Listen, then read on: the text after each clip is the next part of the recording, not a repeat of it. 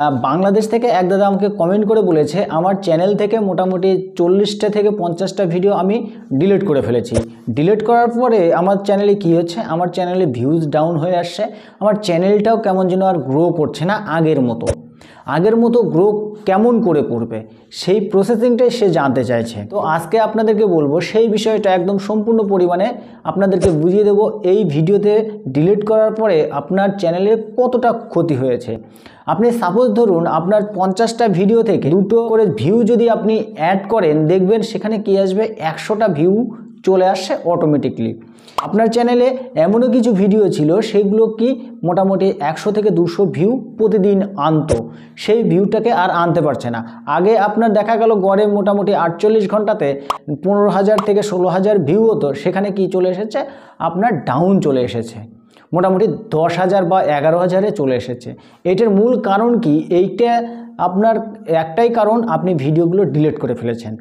এই ভিডিও থেকে আবার কেমন করে ভিউ আনবেন, যখন আপনি তার থেকে আরও বেস্ট কোয়ালিটি আপনি ভিডিওগুলো আপলোড করবেন, তখনই সেখান থেকে ভিউ আসবে। এবং যেহেতু 500-র কাছে 400 চলে এসেছে বা 450 ভিডিও চলে এসেছে, সেক্ষেত্রে স্বাভাবিক আপনার চ্যানেলের ভিউটা ডাউন হবে। আপনাকে কি করতে হবে, আপনি যখন ভিডিওটাকে কমপ্লিট করবেন, কমপ্লিট করার পরে আপনাকে বারে বারে চেক করে নিতে হবে আপনার ভিডিওতে কোথাও ভুল নেই তো। দেখা গেল যে ভুলগুলোর জন্য আপনার পরবর্তী নেক্সট সময়ে আপনার ভিডিওটা ডিলিট করতে হয়, যাতে আপনার ভিডিওটাকে ডিলিট না করতে হয় সেই বিষয়টাকে আপনাকে মাথায় রাখতে হবে। সেই বিষয়টাকে মাথায় রেখে যদি আপনি ভিডিওগুলো করেন, তাহলে দেখবেন আপনার ভিডিওগুলো আর ডিলিট করতে হবে না, আর পরবর্তী নেক্সট সময়েও কি আসবে না, আপনার চ্যানেলের গ্রোটা কমবে না। আপনি সাপোজ ধরুন একটা জমিতে আপনার বীজ প্রয়োজন হবে 250 গ্রাম, সেখানে যদি আপনি 200 গ্রাম বীজ দিয়ে চাষ করেন, সেক্ষেত্রে দেখবেন আপনি আগের থেকে ফলন অনেকটাই কম পেয়েছেন। কারণ কি, আপনি এখানে বীজটাই কম দিয়ে দিয়েছেন।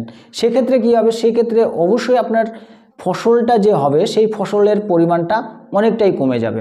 সেই রকমই আমাদের 500 যখন ভিডিও ছিল, তো আমাদের অডিয়েন্স প্রচুর পরিমাণে ছিল। এখন বর্তমানে নতুন ভিডিও আপলোড করতাম, সেখানে একটা স্বাভাবিক যে ভিউগুলো আসার কথা ছিল সেইগুলো ভিউ চলে আসতো।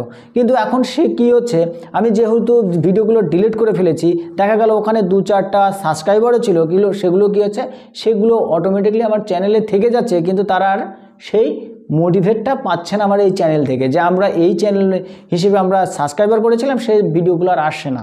সেক্ষেত্রে কী হচ্ছে, সেটা যখন ডিলিট করে দিচ্ছে, সে তখন তার সঙ্গে সঙ্গে সাবস্ক্রাইবারটাও অনেকটা কমে আসছে।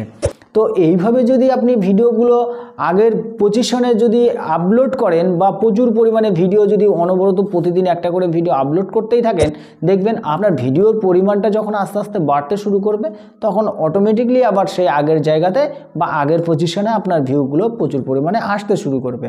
আর যখন আসতে শুরু করবে, তখন দেখবেন আস্তে আস্তে অটোমেটিকলি আপনার চ্যানেলটাকেও গ্রো করতে শুরু করবে।